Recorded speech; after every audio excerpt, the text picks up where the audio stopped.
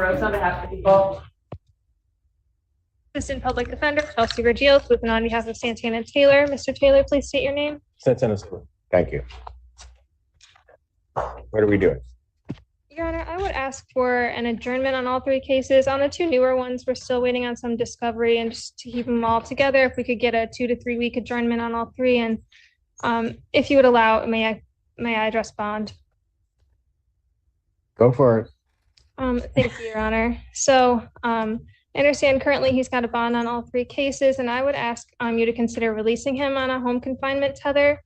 My client stresses to me that the most important aspects of his life truly are in jeopardy if he is to remain in custody until his next court date.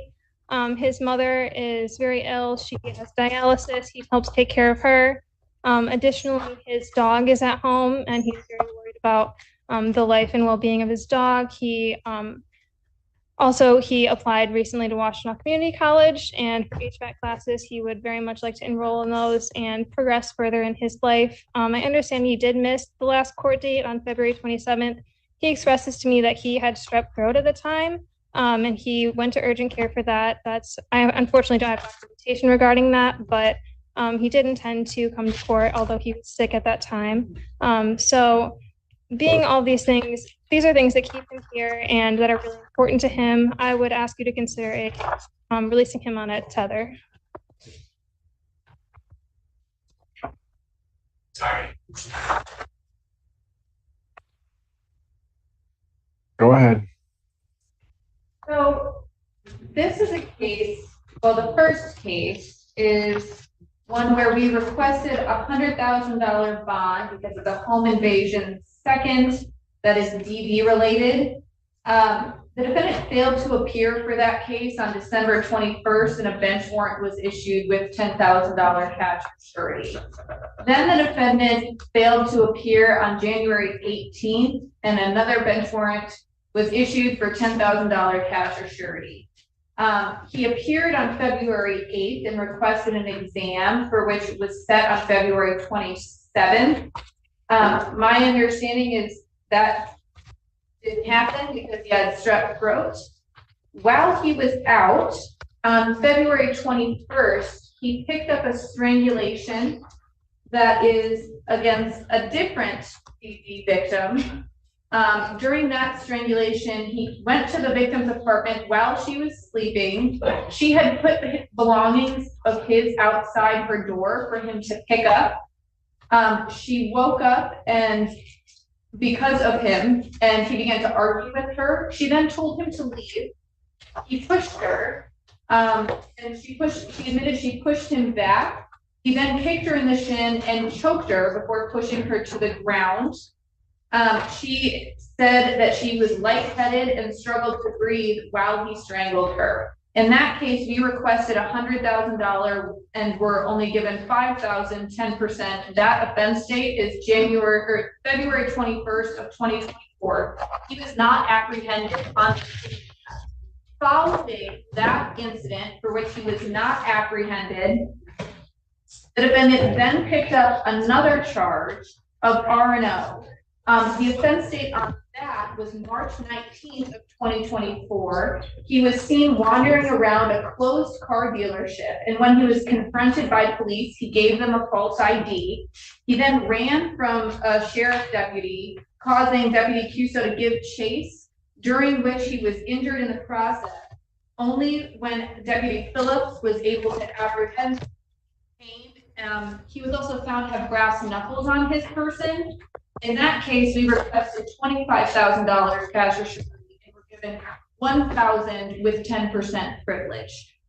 My concern is not only the three cases for which he has had multiple failures to appear, multiple bench warrants, he also has a hold out of Canton for $500, a 2002 conviction for home invasion second, a 2006 conviction for CSC fourth, and a 2003 conviction for OWI with an occupant under 16. At this point, I think that the bonds as set are an abuse of discretion, and I would ask for them to be raised. Response? I would definitely argue against them being raised. You know, my hope was, of course, to get them lowered, but I know. We all have our hopes and dreams. And actually, the Yes. 100,000 I set, So finding already an abuse of discretion with the setting of that bond. Motion for bond reduction is denied. Bond will continue in each case. I'll do you the favor of not raising the other bonds. Thank you. thank you, Your Honor. April 11th, 2024, 9 a.m.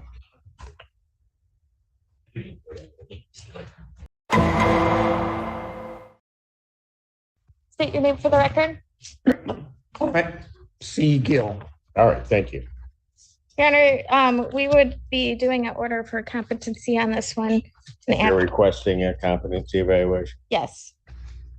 And if we may ask to address bond when possible.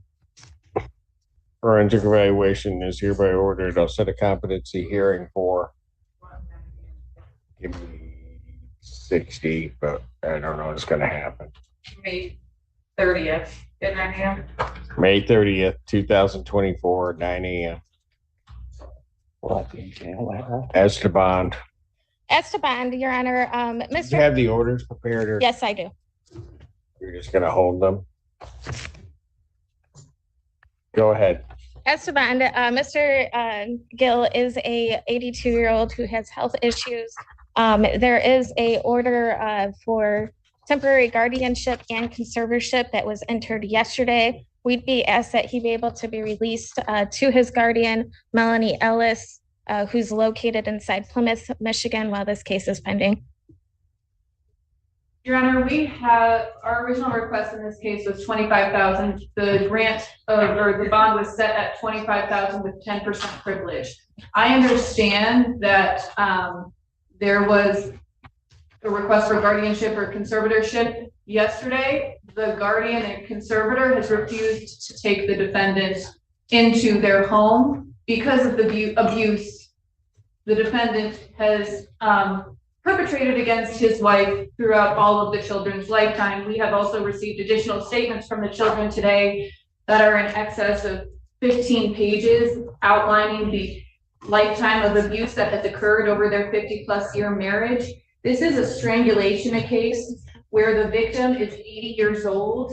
He grabbed her by the neck, applied pressure, pushed her onto the couch, and was on top of her. The only way she was able to get him off was by physically pulling her knees to her chest and kicking him off of her.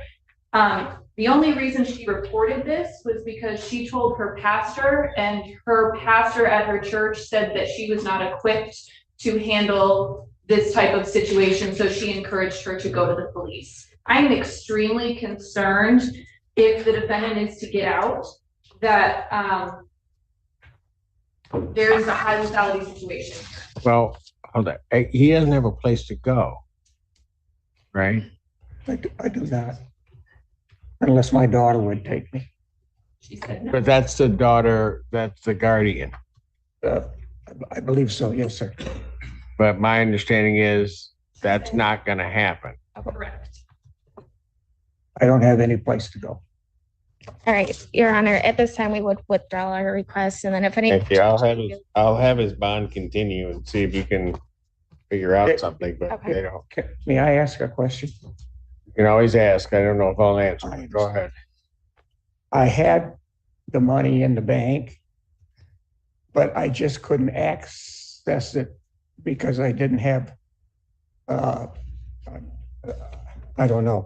I just didn't have the ability to access the $2,500.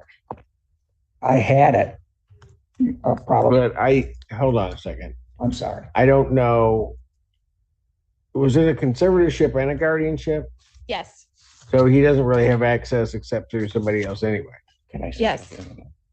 well, I would, that's not, then we can submit a motion at later date to modify. But I might, Until we figure it out. We don't, somewhere. because I got the money, but I just couldn't access it because they wouldn't take it. I'll come see it. Okay. Your Honor, we're all set. Thank you. Continue.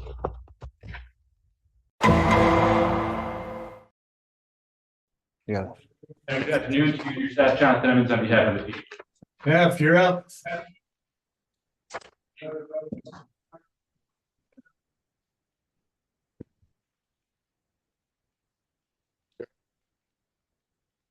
Hey.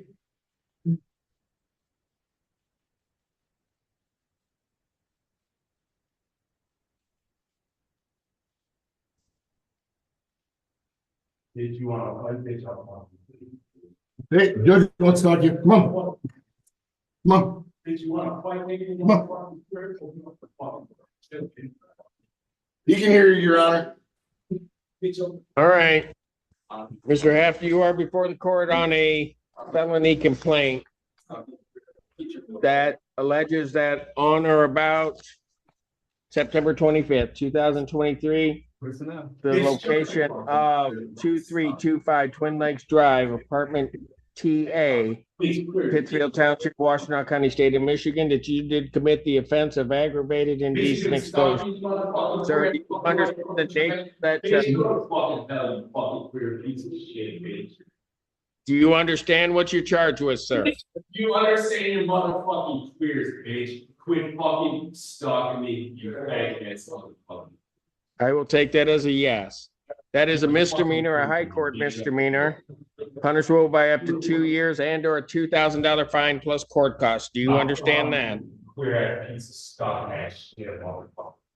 Sir, do you understand the maximum penalties? Yeah, you can fucking open up the fucking door, bitch, like that. Stalking ass motherfucker.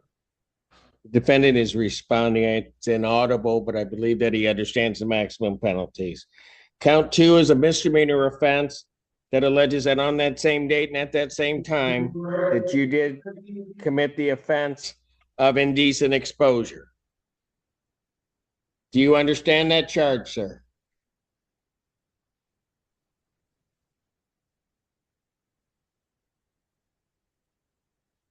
Hey, I'm not hearing a response. He is present in the area. he is present and listening, Your Honor. All right. That is a misdemeanor punishable by up to 1 year incarceration and or a $1,000 fine plus court costs. I will ask, although you're not responding, Mr. Heft, do you understand the nature of that charge and its maximum penalties? Do not hear a response. I will assume that the defendant has heard the charges and the maximum penalties. I will ask you first, sir, do you wish to be represented by counsel? Mr. Heft, do you wish to have an attorney represent you in this matter? I'm not hearing a response, but given the nature of the charges, the court, to protect the defendant's rights, this becomes a public defender case. Bridget Cook, on behalf of the Public Defender's Office, for Mr. Heft. You waive any further formal reading of the complaint. Yes, we waive formal reading and we stand mute. Defendant, every waive formal reading, standing mute to the charges. Court will enter a not guilty plea, demanding a preliminary examination. You waive timelines on this. Yes, Your Honor. All right. Timelines haven't been waived. I will set a probable cause conference.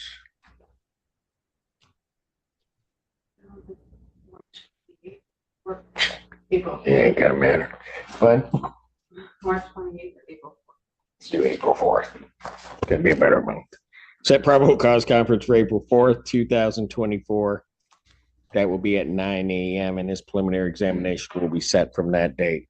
As to bond in this case. Your Honor, as it relates to bond, I think that Ms. Coons will be presenting the court probably with a motion for an order for finding of competency or a competency examination. I'll tell the court I was familiar with Mr. Heft in 15th. I'll note that he was found in that case. He had a misdemeanor malicious use of telecommunications service. That case, he was found opined originally to be incompetent to stand trial, but restorable.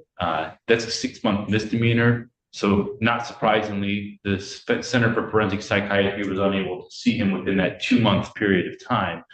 That time frame elapses, he is then found to be incompetent. He doesn't have a lot of resources to his name. I'll be upfront with the court. I spoke with his mother a handful of times. I recognize that he has an illness, and I've tried to figure out act in his best interest using his mom.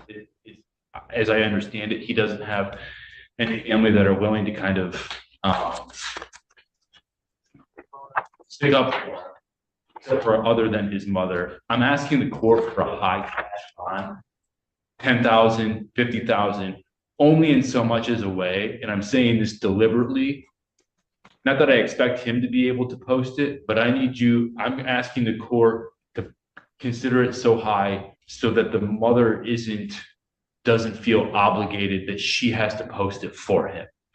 I'm asking the court to put it in such amount so that she can't post it on his behalf. I don't believe that she's equipped. I've spoken to her. She's obviously a mother stuck between the love of her son and kind of everything that's going on. As I understand it, he has a 20-year history of schizophrenia. I don't think the court saw it while you were reading him the charges, but he came up and he punched the window during the reading of the complaint. I believe that given the nature of these charges, this is a case where he was making homophobic, racist slanders from the porch of his apartment complex, which he doesn't reside at anymore. I believe he's surrendered that apartment. And then he got people's attentions. They were able to use their cell phone video, record him as he was making these statements out loud in the courtyard, and then he exposed himself and gratified himself in an indecent manner. So I think he presents a risk of harm to himself, a risk of harm to others. He's got some vague connection through his Facebook account to Mesa, Arizona. He does have a previous history of failing to appear. I think that there's a lot of issues that go on. Underlying all of it is that he's mentally ill. Jenner, I do have an order for competency. We would be asking for some type of nominal bond if he's possible to post it. He does have the support of his mother. He did have. So you're asking for a forensic evaluation? Yes. I don't know how. I'm not going to sign that at this time. And the only reason I'm going to sign it, I'm not sure, unless your office has dealt with him. I understand the other orders that you'd be in a position to make that, or a request of the court to make that referral. So I'll set his bond at this time. I'll set it for the PCC. We can deal with it at that point. I'm going to set his bond. Yeah, I saw him. $50,000 cash surety, standard conditions, including no assault to behavior or use or possession of weapons, no alcohol, recreational marijuana, or any illegal drugs. And I've signed that off. We're all set. See him April 4th. Thank you, Washington County Jail. Thank you, Your Honor.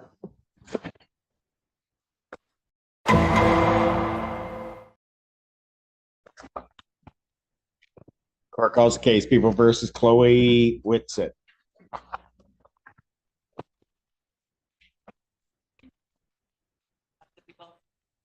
Edward Drukas on behalf of Chloe Whitsett, who is approaching, Your Honor. I'm sorry, Your Honor, I'm dismissing my court-appointed attorney and representing myself. Okay, so start with this. What's your name? Chloe Whitsett. Okay. And you're intending upon representing yourself in this matter? At this time, yes, Your Honor, I am. I am dismissing the court-appointed attorney at this time, yes. Okay, what's going on? Until my family and I decide what law firm we are going to choose, I will be representing myself. Okay, all right. So you need time to seek a attorney? Well, not really, but I have a request at this time as I am representing myself. Well, not until such time as I relieve Mr. Drukas. Okay, thank you. That's what I'm trying, I have not done so. Okay. So I'm trying to figure out what the issue is and what you're intending upon doing. Dismissing the court-appointed attorney and representing myself. Okay. I'm sorry, at this time, I can't make it any clearer, and I don't You're understand. not making it very clear to me at all. Okay, You're not listening. I'm Just confused. talking.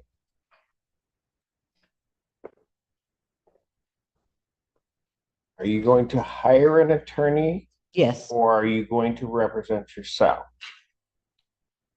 today, Your Honor. I'm going to represent myself. If my request is denied by you, then I will be hiring an attorney. I can't make it any clearer than that. So if I relieve Mr. Drukas, you're going to represent yourself. Yes, sir. So if they set it for a preliminary examination, you're ready to go? This is I'm representing myself today. I don't know what all happens today, but I'm talking to the judge without the court-appointed attorney. No, man. Okay, well, I don't. Don't listen. You don't you dare just lean on my podium and pretend like that. Not here. Okay, here's what I'm gonna do. I'm gonna pass the matter because if you come back up and start banging your nails on that podium, you're gonna be going with Mr. Allen. You may have a seat. Don't shake your head at me. Oh. Mr. Allen, might want to have a conversation with her and tell her that she better check herself before she comes back up here.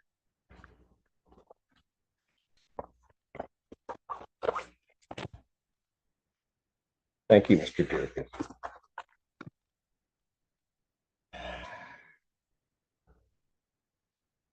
Okay, so who wants to go next? Christian Philippe. Recalls the case, People versus Whitsett. And Edward Drukas on behalf of Chloe Whitsett. Your name. Apologies on behalf of my client for earlier. I did have an opportunity to speak with her during that break and go over the process of where we are, what's going on right now. She did tell me that she would like to obtain a new attorney. So in the meantime, I can assist her with getting a copy of the discovery, getting a copy of the videos, which I don't have yet. I was going to be asking for an adjournment today to obtain those. So ultimately, I'd be asking for at least a 2-week adjournment. And I talked to her about her behavior in court, and I think that she has an understanding of that and will abide by anything the court orders her to do. So with that, I'd be asking for an adjournment of today's hearing. Is all of that correct, Ms. Whitsett? Your Honor, I would like to apologize. I had complete zero understanding.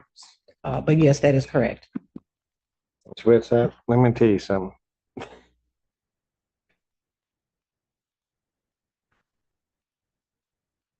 I should have locked you up.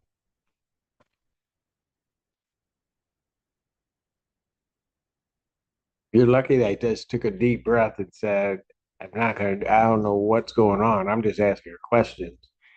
And you come in here, I don't think we've ever seen each other. And you just come in here disrespecting me in this court.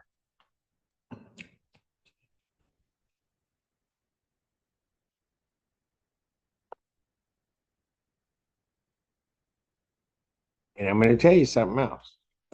That man standing beside you right now, it's the only thing that saved you from going to jail. I had pretty much made up my mind that when I came back out here because of what you had done, you were gone.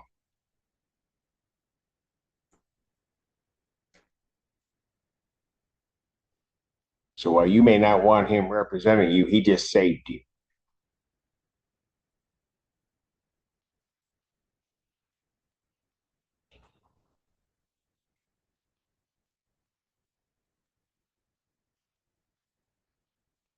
Remember one other thing. Funny thing about judges, we have exceedingly long memories. You come in here acting like that on the next day, I'm not even going to ask any questions. You are just going to go. Are we clear? Yes, Your Honor. April 11th, 2024, 9 a.m. as your invite indicates. It's time the defendant's bond will continue. Thank you.